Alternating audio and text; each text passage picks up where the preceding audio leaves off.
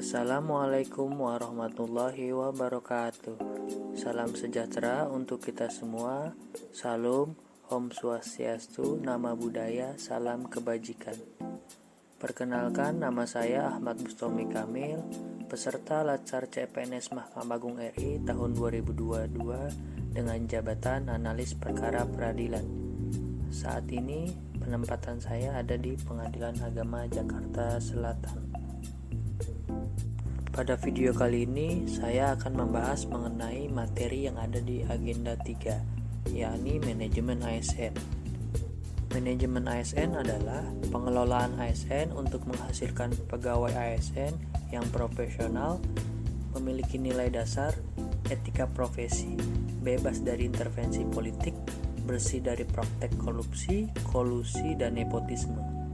Dalam manajemen ASN lebih menekankan kepada pengaturan profesi pegawai sehingga diharapkan agar selalu tersedia sumber daya aparatur sipil negara yang unggul selaras dengan perkembangan zaman. Bila kita berbicara mengenai manajemen ASN, maka ada 3 materi yang perlu dibahas. Yang pertama, ada kedudukan dan peran ASN. Yang kedua, ada sistem merit, dan yang ketiga, manajemen pengelolaan ASN. Kedudukan ASN. Kedudukan ASN berdasarkan Undang-Undang Nomor 5 Tahun 2014 tentang ASN dibagi 2, yakni ada pegawai negeri sipil atau PNS, dan yang kedua adalah ada pegawai pemerintah dengan perjanjian kontrak. PNS merupakan warga negara Indonesia yang memenuhi syarat tertentu diangkat sebagai pegawai ASN secara tetap oleh pejabat pembina kepegawaian untuk menduduki jabatan pemerintahan, memiliki nomor induk kepegawaian secara nasional.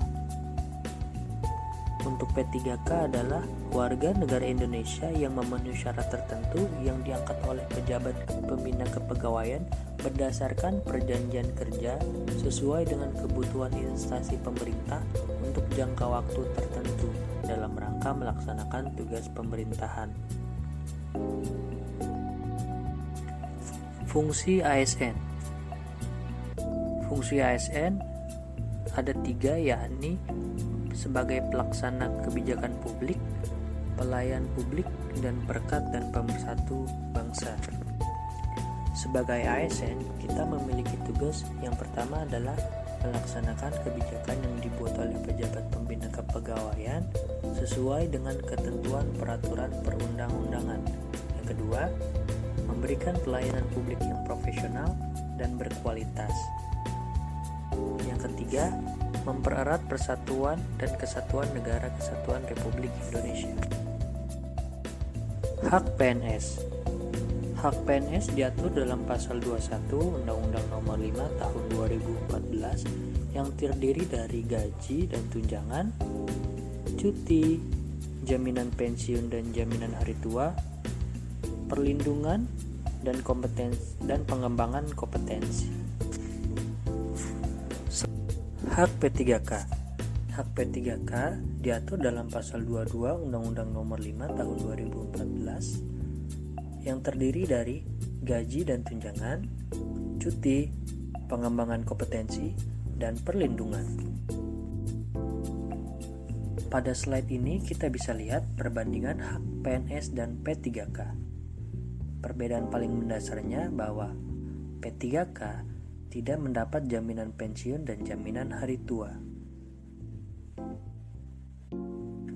Setelah kita mengetahui kedudukan, peran, dan fungsi dari ASN serta hak-hak ASN, kita masuk pada pembahasan kewajiban ASN. ASN memiliki kewajiban diantaranya: yang pertama, setia dan taat pada Pancasila, Undang-Undang Dasar Negara Republik Indonesia tahun 1945, Negara Kesatuan Republik Indonesia, dan pemerintahan yang sah. Yang kedua, menjaga persatuan dan kesatuan bangsa. Yang ketiga, melaksanakan kebijakan yang dirumuskan pejabat pemerintah yang berwenang. Keempat, menaati ketentuan peraturan perundang-undangan.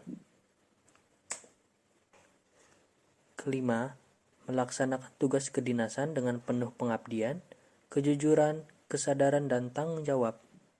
Keenam, menunjukkan integritas dan keteladanan dalam sikap, perilaku, ucapan, dan tindakan kepada setiap orang, baik di dalam maupun di luar kedinasan.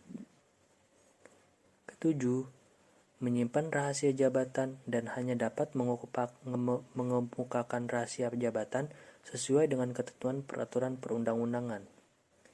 Dan kedelapan, bersedia ditempatkan di seluruh wilayah Negara Kesatuan Republik Indonesia. Kode etik dan kode perilaku ASN. Kode etik dan kode perilaku ASN bertujuan untuk menjaga martabat dan kehormatan ASN. Kode etik dan kode perilaku ASN diantaranya yang pertama, melaksanakan tugasnya dengan jujur, bertanggung jawab, dan berintegritas tinggi. Yang kedua, melaksanakan tugasnya dengan cermat dan disiplin. Yang ketiga, melayani dengan sikap hormat, sopan, dan tanpa tekanan.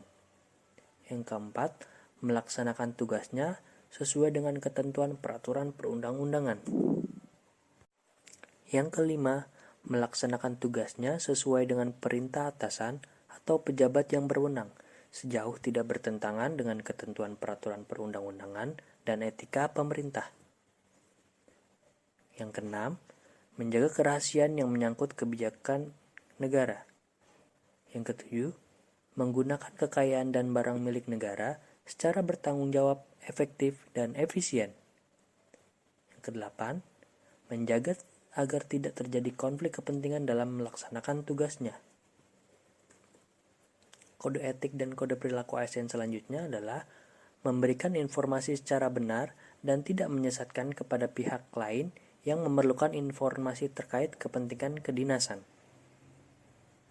Tidak menyalahgunakan informasi intern negara, tugas, status, kekuasaan, dan jabatannya untuk mendapat atau mencari keuntungan atau manfaat bagi diri sendiri atau orang lain. Selanjutnya, memegang teguh nilai dasar ASN dan selalu menjaga reputasi dan integritas ASN. Dan yang terakhir, melaksanakan ketentuan peraturan perundang-undangan mengenai disiplin pegawai ASN. Dalam manajemen ASN juga diatur mengenai sistem merit. Sistem merit diatur dalam pasal 1 Undang-Undang ASN nomor 5 tahun 2014, yang artinya sistem merit adalah kebijakan dan manajemen ASN yang berdasarkan pada kualifikasi, kompetensi, dan kinerja secara adil dan wajar dengan tanpa membedakan latar belakang politik, ras, warna kulit, agama, asal-usul, jenis kelamin, status pernikahan, umur, atau kondisi kecacatan. Manfaat sistem merit bagi berorganisasi. Yang pertama, mendukung keberadaan penerapan prinsip akuntabilitas. Kedua, dapat mengarahkan SDM untuk dapat mempertanggungjawabkan tugas dan fungsinya. Yang ketiga, instansi pemerintah mendapatkan pegawai yang tepat dan berintegritas untuk mencapai visi dan misinya. Manfaat sistem merit bagi pegawai. Menjaga keadilan dan ruang keterbukaan dalam perjalanan karir seorang pegawai. Memiliki kesempatan yang sama untuk meningkatkan kualitas diri. Dalam pelaksanaan sistem merit terdiri dari dua, yang pertama perencanaan dan yang kedua monitoring penilaian dan pengembangan. Jaminan merit system dalam monitoring dan penilaian. Yang pertama ada pangkat dan kejabatan, pengembangan karir, mutasi pegawai, dan penilaian kerja. Mekanisme pengelolaan ASN terbagi menjadi dua. Yang pertama adalah manajemen PNS dan manajemen P3K. Manajemen PNS. Manajemen PNS di dalamnya mengatur mengenai penyusunan dan penetapan kebutuhan, pengadaan, pangkat dan jabatan, pengembangan karir dan pola karir, promosi, mutasi, penilaian kerja, penggajian, dan tunjangan, penghargaan, disiplin, pemberhentian, jaminan pensiun dan jaminan hari tua, dan perlindungan. Manajemen P3K. Dalam manajemen P3K mengatur mengenai penetapan kebutuhan, pengadaan, penilaian kinerja, penggajian dan tunjangan, pengembangan kompetensi, pemberian penghargaan, disiplin, dan pemutusan hubungan perjanjian kerja.